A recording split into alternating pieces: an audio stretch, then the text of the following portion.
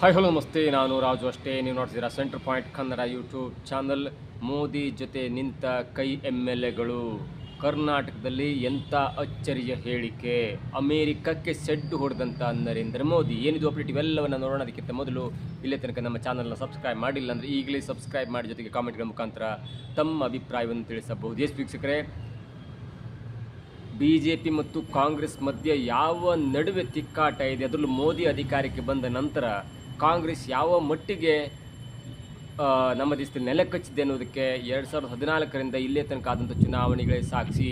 ನಮ್ಮ ದಕ್ಷಿಣ ಭಾರತವನ್ನು ಬಿಟ್ಟು ಕಾಂಗ್ರೆಸ್ ಎಲ್ಲ ಕಡೆಯೂ ಕೂಡ ಮಕಾಡೆ ಮಲಗಿದ್ದದು. ಲೋಕಸಭೆ ಇರ್ಬೋದು ಅಥವಾ ವಿಧಾನಸಭೆ ಇರ್ಬೋದು, ಎಲ್ಲ ಕ್ಷೇತ್ರಗಳಲ್ಲೂ ಕೂಡ ಕಾಂಗ್ರೆಸ್ ಮಕಾಡೆ ಮಲಗಿದೆ. ಮತ್ತು ಆ ಮಕಾಡೆ ಮಲಗಿದ ಅನುಭವದ ಕಾರಣಕ್ಕಾಗಿ ಕಾಂಗ್ರೆಸ್ ಪದೇ ಪದೇ ಹೇಳ್ತಾ ಇದೆ, ಮೋದಿಯ ಹವಾ ಕಡಿಮೆಯಾಗಿದೆ. ಮೋದಿ ಹೇಳ್ತಾ ಇದ್ರಲ್ಲ, ಅಂದರೆ ಮೋದಿಯ ಭಕ್ತರು ಹೇಳ್ತಾರಲ್ಲ, ಮೋದಿ ವಿಶ್ವಗುರು ಎನ್ನುವಂಥ ವಾಕ್ಯ ಇದೀಗ ಮಣ್ಣು ಕಚ್ಚಿದೆ, ನೆಲ ಕಚ್ಚಿದೆ. ಯಾಕಂದರೆ ಅನೇಕ ಯುದ್ಧಗಳನ್ನು ನಿಲ್ಲಿಸುವಲ್ಲಿ ಕೂಡ ಭಾರತ ವಿಫಲವಾಗಿದೆ. ಅಮೆರಿಕ ಮತ್ತು ಇಸ್ರೇಲ್ ಜಂಟಿಯಾಗಿ ಇರಾನ್ ಮೇಲೆ ದಾಳಿ ಮಾಡಿದಾಗ ಭಾರತ ಯುದ್ಧವನ್ನು ತಡೆಯಬೇಕಿತ್ತು.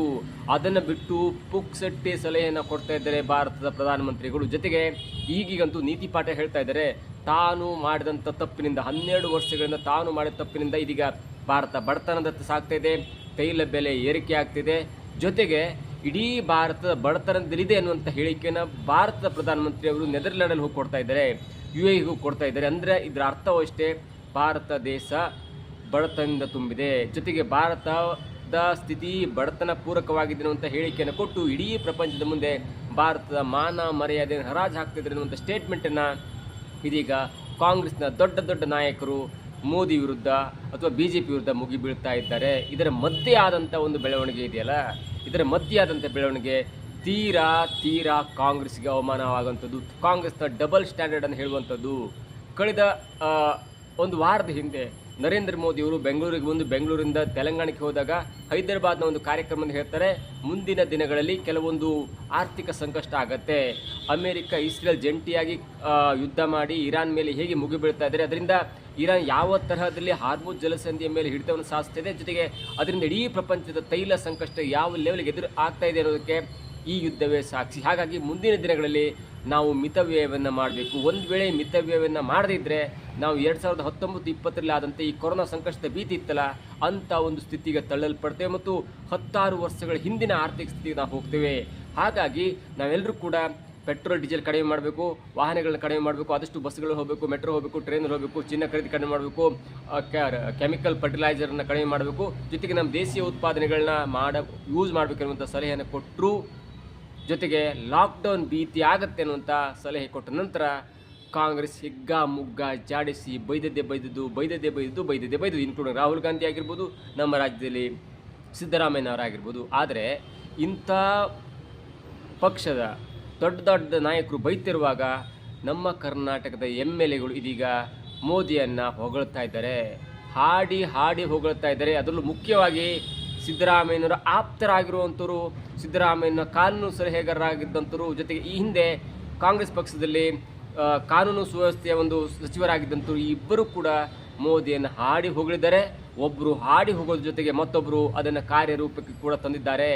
ಮೊದಲು ನಾನು ಕಾಂಗ್ರೆಸ್ MLA ಆಗಿರುವಂಥ ಮತ್ತು ಕಾಂಗ್ರೆಸ್ನ ದೆಹಲಿ ಪ್ರತಿನಿಧಿಯಾಗಿರುವಂಥ TB ಜಯಚಂದ್ರ ಅವರ ಮಾತುಗಳನ್ನ ಹೇಳ್ತಾ ಹೋದರೆ ನೇರವಾಗಿ ಒಪ್ಕೊಳ್ತಾರೆ. ಅಫ್ಕೋರ್ಸ್ ಮೋದಿ ಹೇಳೋದು ಸತ್ಯ ಇದೆ. ಯಾಕಂದರೆ ನಾವು ತೈಲವನ್ನು ಉತ್ಪಾದನೆ ಮಾಡಲಿಕ್ಕಾಗಲ್ಲ, ತೈಲವನ್ನು ಬೇರೆ ಕಡೆಯಿಂದ ಡಾಲರ್ಗಳನ್ನ ಕೊಟ್ಟು ಖರೀದಿ ಮಾಡಬೇಕಾಗಿದೆ. ಹಾಗಾಗಿ ಮೋದಿಯವರು ಕೊಟ್ಟಂತ ಹೇಳಿಕೆ ಇದೆಲ್ಲ ಮಿತವ್ಯಯವಾಗಿ ಬಳಸಬೇಕು, ಆದಷ್ಟು ಕಡಿಮೆ ಮಾಡೋಣ, ಅದನ್ನು ನಮಗೆ ಬೇಕಾದಾಗಷ್ಟೇ ಬಳಸೋಣ. ಸುಮ್ಮನೆ ಟೂರು ಟ್ರಾವೆಲ್ಲು ಮೋಜು ಮಸ್ತಿಗೆಲ್ಲ ಗಾಡಿ ತೊಗೊಂಡು ಹೋಗೋದು ಬೇಡ, ಎಷ್ಟು ಬೇಕಷ್ಟೇ ಬಳಸಿ ನಮ್ಮ ಆರ್ಥಿಕ ಸಂಕಷ್ಟವನ್ನು ಸರಿ ಮಾಡ್ಕೊಳ್ಬೇಕು. ಯುದ್ಧ ಆಗ್ತಾಯಿದೆ, ಯುದ್ಧ ಯಾವ ಮುಗಿದ ಗೊತ್ತಿಲ್ಲ, ಯುದ್ಧ ಮುಗಿದ ಮೇಲೆ ಬೇಕಿರೋ ಓಕೆ. ಆದರೆ ಯುದ್ಧ ನಡೆಯುತ್ತ ಸಂದರ್ಭದಲ್ಲಿ ನಾವು ಪೆಟ್ರೋಲಿನ ಉತ್ಪನ್ನಗಳನ್ನು ಬೇರೆ ದೇಶಗಳಿಂದ ಖರೀದಿ ಮಾಡುವಂಥ ಸಂದರ್ಭದಲ್ಲಿ ಮಿತವ್ಯಯವಾಗಿ ಉಪಯೋಗಿಸಬೇಕು. ಅಫ್ಕೋರ್ಸ್ ಮೋದಿಯವರು ಹೇಳಿದ್ದಾರೆ, ಚಿನ್ನವನ್ನು ಕೂಡ ಕಡಿಮೆ ಖರೀದಿ ಮಾಡಿ ಅಥವಾ 1 ವರ್ಷಗಳ ಕಾಲ ನಿಲ್ಲಿಸಿ ಅನ್ನುವಂಥ ಮಾತು ಹೇಳಿದರೆ ಅದು ಸತ್ಯ. ಯಾಕಂದರೆ ಚಿನ್ನ ಕೂಡ ನಾವು ಬೇರೆ ಕಡೆಯಿಂದ ಪರ್ಚೇಸ್ ಮಾಡಬೇಕಾಗತ್ತೆ. ನಾವು ನಮ್ಮ ದೇಶದ ಹೆಣ್ಮಕ್ಕಳಲ್ಲಿ ಇಡೀ ಪ್ರಪಂಚಕ್ಕೆ ಬೇಕಾಗುವಂಥ ಚಿನ್ನ ನಮ್ಮ ಹೆಣ್ಣು ಮಕ್ಕಳ ಮೈ ಮೇಲಿದೆ. ಚಿನ್ನ ಖರೀದಿ ಮಾಡೋದು ಒಳ್ಳೆಯದಾದರೆ ಇಂಥ ಸಂಕಷ್ಟದ ಪರಿಸ್ಥಿತಿಯಲ್ಲಿ ಚಿನ್ನ ಸ್ವಲ್ಪ ಮಟ್ಟಿಗೆ ಕಡಿಮೆ ಯೂಸ್ ಮಾಡುವ. 15 ಗ್ರಾಮಿನ ತಾಳೆ ಬೇಕಾದಾಗ ಆವಾಗ 15 ಗ್ರಾಮ್ ತೊಗೋತಿದ್ವಿ, ಈಗ ಒಂದು 8 ಗ್ರಾಮ್ ತೆಗೆದುಕೊಳ್ಳುವ, ಸ್ವಲ್ಪ ಮಿತವ್ಯಯವಾಗಿ ಚಿನ್ನವನ್ನು ಖರೀದಿ ಮಾಡುವ ಎನ್ನುವಂಥ ಹೇಳಿಕೆಯನ್ನು ಒಪ್ಪಿಕೊಂಡಿದ್ದಾರೆ ಟಿ.ಬಿ. ಜಯಚಂದ್ರ ಅವರು. ಈ ಹೇಳಿಕೆ ಇದೀಗ ಕಾಂಗ್ರೆಸ್ಗೆ ಮುಜುಗರ ತರತ್ತಾ? ಯಾಕಂದರೆ ಬೇರೆ ವ್ಯಕ್ತಿಗಳಾದ್ರೆ ನಾವು ಒಪ್ಕೊಳ್ಬೇಕು. ಸ್ವತಃ ಟಿ.ಬಿ. ಜಯಚಂದ್ರ ಕಾನೂನು ಓದ್ಕೊಂಡಂಥವ್ರು ಮತ್ತು ಸಿದ್ದರಾಮಯ್ಯನವರು 2013ರಿಂದ 18 ತನಕ ಕಾನೂನು ಮತ್ತು ಸಂಸದೀಯ ವ್ಯವಹಾರಗಳ ಸಚಿವರಾಗಿರೋಂಥವ್ರು. ಜೊತೆಗೆ ಈಗ ಕಾಂಗ್ರೆಸ್ನ ದೆಹಲಿ ಪ್ರತಿನಿಧಿಯಾಗಿ ಕೆಲಸ ಮಾಡ್ತಾ ಇರುವಂಥವ್ರು. ಯಾಕಂದರೆ ಕರ್ನಾಟಕಕ್ಕೂ ಬೇಕು ಮತ್ತು ಕಾಂಗ್ರೆಸ್ನ ಹೈಕಮಾಂಡ್ ನಡುವೆ ಒಂದು ಕೊಂಡಿಯಾಗಿ ನಿಂತಹ ಜಯಚಂದ್ರ ಅವರ ಈ ಹೇಳಿಕೆ ಇದೀಗ ಸಾಮಾಜಿಕ ಜಾಲತಾಣದಲ್ಲಿ ಚರ್ಚೆಯಾಗೋದ್ರ ಜೊತೆಗೆ ಕಾಂಗ್ರೆಸ್ಗೆ ಮುಜುಗರ ಕೂಡ ಉಂಟಾಗಬಹುದು. ಯಾಕಂದರೆ ಇದೇ ತುಮಕೂರಲ್ಲಿ, ಅಂದರೆ ತುಮಕೂರು ಜಿಲ್ಲೆಯಿಂದ ಬಂದಂಥ ಟಿ.ಬಿ. ಜಯಚಂದ್ರ ಅವರ ತುಮಕೂರು ಜಿಲ್ಲೆಯಲ್ಲಿ ಇವತ್ತು ತುಮಕೂರಿನಲ್ಲಿ ಕಾಂಗ್ರೆಸ್ ಪಕ್ಷ 3 ವರ್ಷದ ಸಾಧನಾ ಸಮಾವೇಶ ಮಾಡಿ ಸಾವಿರಾರು ಲಕ್ಷಾಂತರ ಕಾರ್ಯಕರ್ತರು ಗಾಡಿ ಮತ್ತು ಬಸ್ಸಲ್ಲಿ ಬಂದರು. ಇದು ಕೂಡ ಮಿತ ವ್ಯಯವನ್ನು ಮೀರಿ ಕಾಂಗ್ರೆಸ್ ಮತ್ತೇನು ಮಾಡ್ತಾ ಇದೆ ಅನ್ನೋದಕ್ಕೆ ದೃಷ್ಟಾಂತ. ಇದು ಬಿಕ್ಕಟ್ಟಿನಿಂದಾಗಿ ಆಗ್ತಾ ಇರತಕ್ಕಂಥ ಯುದ್ಧದ ಅನಾಹುತ ನಾವೆಲ್ಲರೂ ಕೂಡ ಜವಾಬ್ದಾರಿಕೆಯನ್ನು ಹೊರಬೇಕಾಗ್ತದೆ. ಆ ದುಷ್ಪರಿಣಾಮ ಏನು ಅಂತಕ್ಕಂಥದ್ದನ್ನು ಬೆಲೆ ಏರಿಕೆ ಆಗ್ತಕ್ಕಂಥದ್ದನ್ನೆಲ್ಲದೂ ಕೂಡ ನಾವು ನೋಡಿದ್ದೇವೆ. ಅದೆಲ್ಲ ಸಂದರ್ಭದಲ್ಲೂ ಕೂಡ ಆಗ್ತದೆ. ಅಂಥ ಸಂದರ್ಭದಲ್ಲಿ ಎಲ್ಲ ಒಂದು ಕಡೆಗೆ ಹಿತವಾಗಿ ಮಿತವಾಗಿ ಬಳಕೆಯನ್ನು ಮಾಡೋದ್ರಿಂದ ನಮ್ಮ ಆ ಸಂಪನ್ಮೂಲ ಏನಿದೆ, ಪೆಟ್ರೋಲ್ ನಮ್ಮಲ್ಲಿ ಇಲ್ಲ, ನಾವೆಲ್ಲ ಇಂಪೋರ್ಟ್ ಮಾಡಲೇಬೇಕು. ಇಂಪೋರ್ಟ್ ಮಾಡಬೇಕಾದಾಗ ನಮ್ಮ ಸಂಪನ್ಮೂಲವನ್ನು ನಾವೇನು ಡಾಲರ್ಸ್ ರೂಪದಲ್ಲಿ ಕೊಡಬೇಕಾಗುತ್ತೆ, ಅದನ್ನು ಮಿತಿಗೊಳಿಸೋದಕ್ಕೆ ಸಾಧ್ಯ ಆಗ್ತದೆ. ಜನರೆಲ್ಲರೂ ಕೂಡ ಸಹಕಾರ ಕೊಡಬೇಕು ಅಂತಕ್ಕಂಥ ಮಾತನ್ನು ಕೂಡ ಹೇಳಿದ್ದಾರೆ. ಅದನ್ನು ವಾಸ್ತವಿಕವಾಗಿರ್ತಕ್ಕಂಥದ್ದು ಎಲ್ಲರೂ ಕೂಡ ಅರ್ಥಕೊಂಡು ಅದರಂತೆ ಇರಬೇಕಾಗ್ತದೆ. ಖರೀದಿ ಅದು ಹೇಳ್ತಾರೆ. ನಮ್ಮಲ್ಲಿ ಹೆಣ್ಣುಮಕ್ಕಳಿಗೆ ಭಾಳ ಮುಖ್ಯವಾಗಿ ಅಂತಂದರೆ ಬೇಕಾಗಿರ್ತಕ್ಕಂಥದ್ದು ಏನು ಅಂತಂದರೆ ಚಿನ್ನ ಬೆಳ್ಳಿನ ಎಲ್ಲದಕ್ಕೂ ಕೂಡ ಉಪಯೋಗಿಸ್ತಕ್ಕಂಥದ್ದು ಅದು ಸಂಪ್ರದಾಯ ನಮ್ಮಲ್ಲಿದೆ. ಬಹುಶಃ ಈ ದೇಶದಲ್ಲಿ ಹೆಣ್ಮಕ್ಳ ಹತ್ರ ಇರೋಷ್ಟು ಚಿನ್ನ ಪ್ರಪಂಚದಲ್ಲಿ ಇನ್ನೆಲ್ಲೂ ಇರೋಕ್ಕೆ ಸಾಧ್ಯ ಇಲ್ಲ, ಅಷ್ಟು ಚಿನ್ನ ಇದೆ. ಸೊ ಅದನ್ನು ಎಲ್ಲ ಒಂದು ಕಡೆಗೆ ಒಂದು ಸಂದೇಶ ಬಿತ್ತುಗೊಳಿಸ್ತಕ್ಕಂಥದ್ದನ್ನು ನಾವು ಎಲ್ಲ ಒಂದು ತಾಳಿಗೆ 15 ಗ್ರಾಮು ಅಂತಂದರೆ 8 ಗ್ರಾಮ್ ಮಾಡ್ಬೋದು. ಆ ರೀತಿ ಒಂದು ಕಡೆ ಇನ್ನು ಎರಡನೇ ಹೇಳಿಕೆಯನ್ನು ಗಮನಿಸ್ತಾ ಹೋದರೆ, ಕೊಡಗು ಮೂಲ ಜಿಲ್ಲೆಯಿಂದ ಒಂದು MLA ಆದಂಥ, ಜೊತೆಗೆ ಸಿದ್ದರಾಮಯ್ಯನವರ ಆಪ್ತರು ಆಗಿರುವಂಥ, ಸಿದ್ದರಾಮಯ್ಯನವರ ಈ ಸರ್ಕಾರದಲ್ಲಿ ಸಿದ್ದರಾಮಯ್ಯನವರ ಕಾನೂನು ಸಲಹೆಗಾರರಾಗಿ ಕೆಲಸ ಮಾಡ್ತಾ ಇರುವಂಥ ಮತ್ತು ಎಡಪಂಥ ಮತ್ತು ಬಲಪಂಥ ಎನ್ನುವಂಥ ಹೇಳಿಕೆಯಲ್ಲಿ ಎಡಪಂಥವನ್ನು ಜಾಸ್ತಿ ಮಾತನಾಡುವಂಥ ಮತ್ತು ಕೇಂದ್ರ ಸರ್ಕಾರವನ್ನು ಹಿಗ್ಗಾಮುಗ್ಗ ಜಾಡಿಸ್ತಾ ಇದ್ದಂಥ VS ಪೊನ್ನಣ್ಣ ಕೂಡ ಮೋದಿ ಹೇಳಿದ ತತ್ಕ್ಷಣದಲ್ಲೇ ಬೆಂಗಾವಲು ಪಡೆಯನ್ನು ಕಡಿತಗೊಳಿಸಿ ಎನ್ನುವಂಥ ಮನವಿ ಪತ್ರವನ್ನು SP ಅವರಿಗೆ ಬರೆದಿದ್ದರು. ಆ ಪತ್ರ ಕೂಡ ವೈರಲ್ ಆಗಿತ್ತು. ಆ ಪತ್ರದ ಸರಿಯಾಗಿ ಹೇಳ್ತಾರೆ, ದೇಶದ ಆರ್ಥಿಕ ಸಂಕಷ್ಟದ ಹಿನ್ನೆಲೆಯಲ್ಲಿ ಈಗ ಪೆಟ್ರೋಲಿಯಂ ಪ್ರಾಡಕ್ಟ್ಗಳ ಬೆಲೆ ಜಾಸ್ತಿ ಆಗಿರುವ ಕಾರಣಕ್ಕಾಗಿ ನಾನು ಕೂಡ ಆರ್ಥಿಕ ಸಂಕಷ್ಟದಿಂದ ಹೊರಬರಲಿಕ್ಕೆ ಅಥವಾ ನಮ್ಮ ದೇಶದ ಆರ್ಥಿಕ ಸಂಕಷ್ಟ ಹೊರಬರಲಿಕ್ಕೆ ನನಗೆ ಕೊಟ್ಟಂಥ ಭದ್ರತೆಗೆ ಕೊಟ್ಟಂಥ ಈ ಭದ್ರತೆಯ ಬೆಂಗಾವಲು ಪಡೆಯನ್ನು ನಾನು ಹಿಂಪಡೆದುಕೊಳ್ಳಬೇಕು ಎನ್ನುವಂಥ ಮನವಿ ಪತ್ರವನ್ನು ಕೊಡಗು SP ಅವರಿಗೆ ಬರೆದಿದ್ದಾರೆ. ಜೊತೆಗೆ ಆ ಪತ್ರ ಕೂಡ ವೈರಲ್ ಆಗ್ತಿದೆ. ನೋಡಿ, ಸಿದ್ದರಾಮಯ್ಯ ಮೋದಿಯವರು ಹೇಳಿದ ನಂತರ ಮೋದಿಯವರು ತಮ್ಮ ಬೆಂಗಾವಲು ಪಡೆಯನ್ನು ಕಡಿಮೆ ಮಾಡಿಕೊಂಡ್ರು. ರಾಜ್ಯಪಾಲರು ಮತ್ತು BJP ಅನೇಕ MP ಮುಖ್ಯಮಂತ್ರಿ ಕೂಡ ತಮ್ಮ ಬೆಂಗಾವಲು ಪಡೆಯನ್ನು ಕಡಿಮೆ ಮಾಡಿಕೊಂಡು ಆ ವೆಹಿಕಲನ್ನು ಹಾಗೆ ಇಟ್ಟರು. ಜೊತೆಗೆ ಅಲ್ಲಿ ಪೆಟ್ರೋಲಿಯಂ ಪ್ರಾಡಕ್ಟ್ಗಳು ಜಾಸ್ತಿ ಯೂಸ್ ಆಗೋದಿದೆ, ಅದು ಸ್ವಲ್ಪ ಕಡಿಮೆ ಆಯಿತು.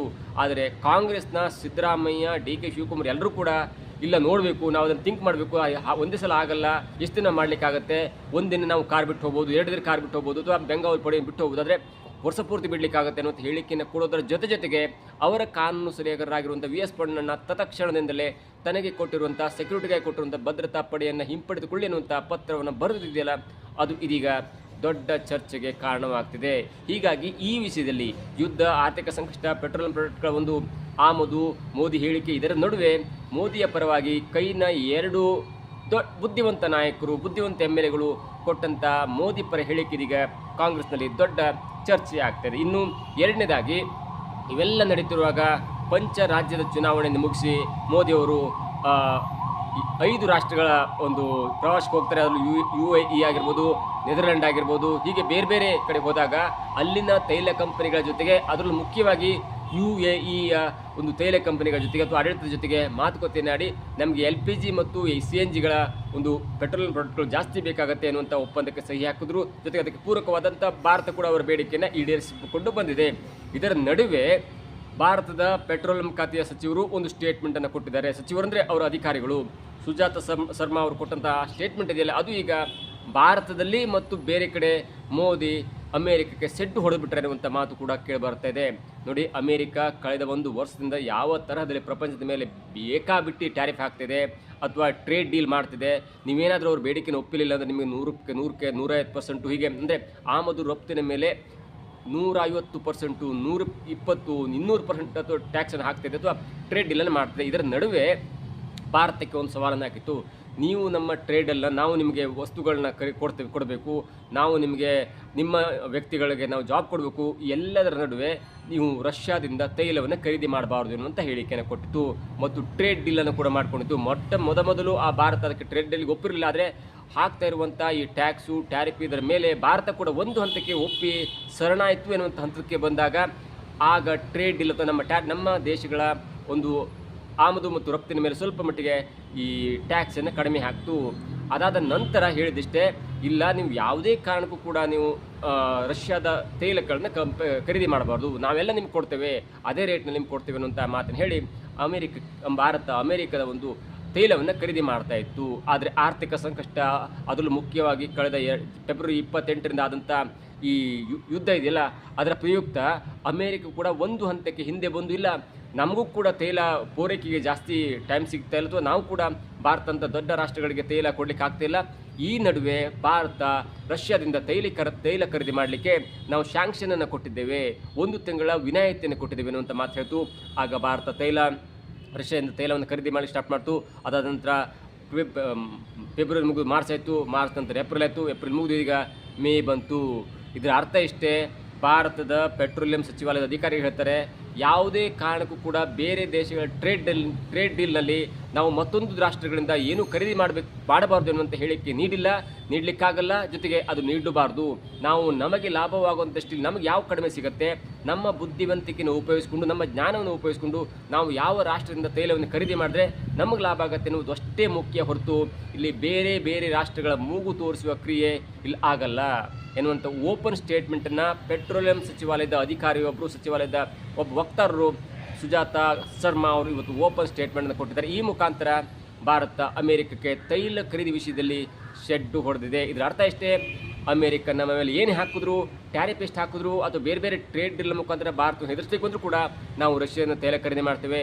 ಜೊತೆಗೆ ಈಗ ಒಪ್ಪಂದದ ಪ್ರಕಾರ UAE ಕೂಡ ನಮಗೆ ಬೇಕಾದಷ್ಟು ತೈಲವನ್ನು ಕೊಡುತ್ತೆ ಅನ್ನುವಂಥ ಒಂದು ಆತ್ಮವಿಶ್ವಾಸದ ಮೇರೆಗೆ ಇದೀಗ ಸಚಿವಾಲಯದ ಅಧಿಕಾರಿಯೊಬ್ಬರು ಓಪನ್ ಸ್ಟೇಟ್ಮೆಂಟ್ ಕೊಟ್ಟಿದ್ದಾರೆ. ಅಮೆರಿಕ ಒಂದು ಕಡೆ ಹೇಳ್ತಾನೆ ಇದಿಲ್ಲ, ಆರ್ಥಿಕ ಸಂಕಷ್ಟ ಇದೆ, ನಾವು ಕೂಡ ಭಾರತಕ್ಕೆ ತೈಲವನ್ನು ಪೂರೈಕೆ ಮಾಡಲಿಕ್ಕೆ ಆಗ್ತಿಲ್ಲ, ಹಾಗಾಗಿ ಫೆಬ್ರವರಿಯಿಂದ ಮಾರ್ಚ್ ಆಯಿತು, ಮಾರ್ಚಿಂದ ಏಪ್ರಿಲ್ ಆಯಿತು, ಏಪ್ರಿಲಿಂದ ಮೇ ಆಯಿತು ಎನ್ನುವಂಥ, ಅಂದರೆ ಆ ಮೇ ತನಕ ನಾವು ಸ್ಯಾಂಕ್ಷನ್ ಕೊಟ್ಟಿದ್ದೇವೆ, ಮತ್ತಷ್ಟು ದಿನ ಸ್ಯಾಂಕ್ಷನ್ ಕೊಡ್ತೇವೆ. ಒಂದು ಹಂತದಲ್ಲಿ ನಾವು ಕೂಡ ಭಾರತಕ್ಕೆ ತೈಲವನ್ನು ಪೂರೈಕೆ ಮಾಡುವಂಥ ಸಂದರ್ಭ ಬಂದಾಗ ನಾವು ಸ್ಯಾಂಕ್ಷನ್ ವಾಪಸ್ ತೆಗೆದುಕೊಂಡು ಮತ್ತೆ ಟ್ರೇಡ್ ಡೀಲನ್ನು ಮಾಡ್ತೀವಿ ಅನ್ನುವಂಥ ಹೇಳಿಕೆಯನ್ನು ಕೊಡಬಹುದು.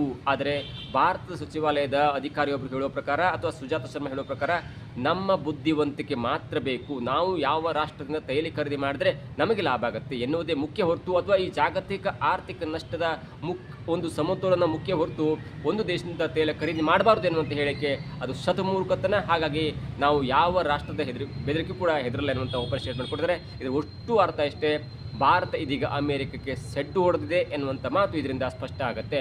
ಮುಂದಿನ ದಿನಗಳಲ್ಲಿ ಯುದ್ಧ ಯಾವಾಗ ಮುಗಿಯುತ್ತೆ, ಭಾರತಕ್ಕೆ ಬೇರೆ ಬೇರೆ ರಾಷ್ಟ್ರಗಳ ತೈಲಗಳು ಯಾವಾಗ ಸಪ್ಲೈ ಆಗುತ್ತೆ ಮತ್ತು ಈ ನಮ್ಮ ಪೆಟ್ರೋಲಿಯಂ ಪ್ರಾಡಕ್ಟ್ಗಳ ಒಂದು ಹಾಹಾಕಾರ ಯಾವಾಗ ಮುಗಿಯುತ್ತೆ, ಇವೆಲ್ಲವೂ ಕೂಡ ಕಾದು ನೋಡಬೇಕಾಗಿದೆ. ಇದಾಗಿತ್ತು ಇವತ್ತಿನ ವಿಶೇಷ. ನೋಡ್ತಾರೆ centre point Kannada YouTube channel.